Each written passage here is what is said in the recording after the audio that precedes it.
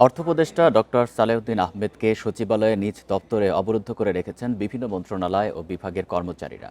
এ সময় কর্মচারীরা বেতনের 20% ভাতার দাবি জানান। দুপুরের পর থেকে বিভিন্ন মন্ত্রণালয়ের কর্মচারীরা দল বেঁধে এসে সচিবালয়ে 11 নম্বর ভবনের 4র্থ তলায় অর্থ উপদেষ্টার দপ্তরের সামনে অবস্থান নিয়েছেন। জানা যায়, বাংলাদেশ সচিবালয় কর্মকর্তা কর্মচারী সংযুক্ত পরিষদের একাংশের সভাপতি বাদিউল কবিরের নেতৃত্বে কর্মচারীরা অর্থ উপদেষ্টাকে তার নিজ দপ্তরে অবরুদ্ধ করেন। এ সময় ভাতার দাবিতে বিভিন্ন স্লোগান দেন অবরোধকারীরা। সচিবালয়ে ভাতার গেজেট জারি করা ছাড়া যাবেন না বলেও জানান তারা। সব ভাতা আসতেছে, তাদের পাশ করে দেওয়া হচ্ছে, অন্যান্য দাবি আসতেছে, দেওয়া হচ্ছে। কিন্তু আমরা কি অন্যায় করেছিলাম? কি রাষ্ট্রপতির কার্যালয় আছে, তারপর প্রধানমন্ত্রীর কার্যালয় আছে, আমরা ওই রকম একটা দাবি করছি সচিবালয় ভাতা। দীর্ঘদিন যাবৎ আমরা এই সরকারকে সহযোগিতা করছি।